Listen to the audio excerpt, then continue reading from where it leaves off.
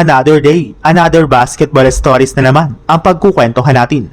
At ngayon nga ay pag-uusapan natin ang balitang tinatrash talk na nga po ni Anthony Edwards ang Denver Nuggets at ang inamin ni Kevin Durant sa Los Angeles Lakers.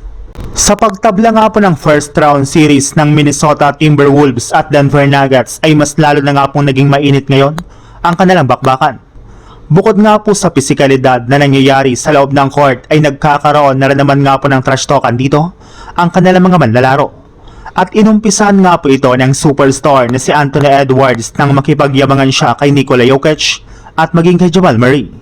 Pinupuntarya na nga po nito ang depensa ng Murray gayong ito na nga po nagbibigay ng mismatches at easy basket para sa Minnesota Timberwolves. Bukod rin nga po kay Nikola Jokic at Jamal Murray ay tinrash talk na rin naman nga po nito ang buong Denver Nuggets matapos nga po nitong sabihin na napakalamyang na po ng depensa ngayon ng lahat ng kanilang mga players.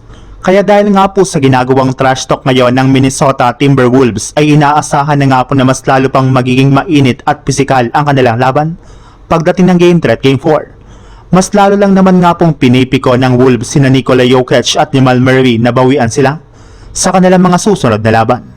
Sa ibang balita naman, kagaya nga po ng napag-usapan natin, lahat nga po ng mga inihandang defensive game plan ng Lakers para kay Kevin Durant ay naging epektibo rin naman pagdating sa second half nang literal nga po na ma-shutdown nila ito sa pag-alaw lamang nila sa kanya na makapagtala ng 3 points sa third at fourth quarter malayong malayo sa kanyang nagawang 20 points sa first half ng laban. Parati na lamang nga po nila itong dinodouble team at ginagawa na lang naman nga po siyang playmaker in business scorer.